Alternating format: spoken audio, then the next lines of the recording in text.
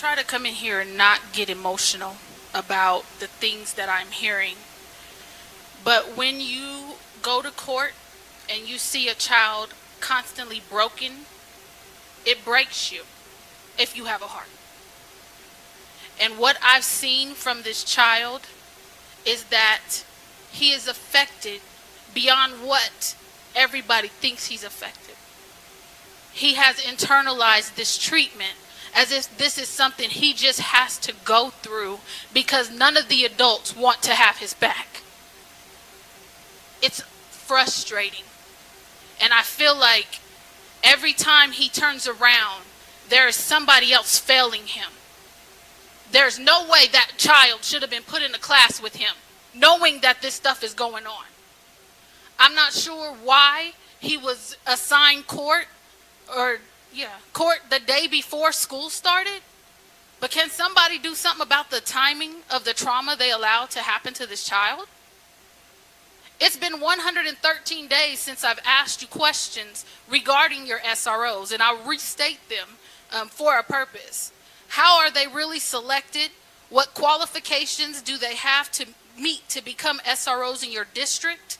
What training they undergo as it pertains to children? And I did read the board communication number 8 that listed all those training things, but that's from a syllabus from an SRO class. I'm talking about ongoing training, implicit bias training, ACEs training, adverse childhood experiences training. What are we going to do with the people that we are assigning to police our students on this campus, especially when there's no school shootings going on, which is why they're there in the first place?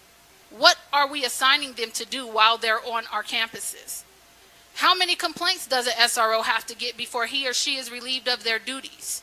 And is it taken into account the fear black children, especially black boys, have when dealing with law enforcement? I'm still waiting to hear about whether there's going to be a community voice added to your selection panel.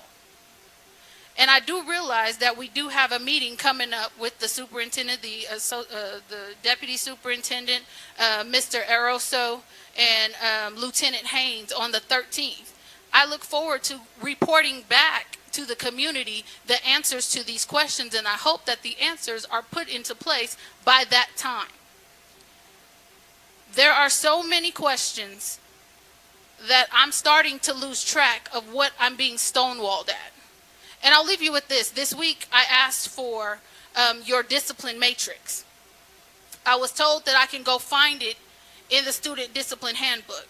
But I feel that if you got people making over $200,000, somebody could have sent me a PDF of what I was asking for.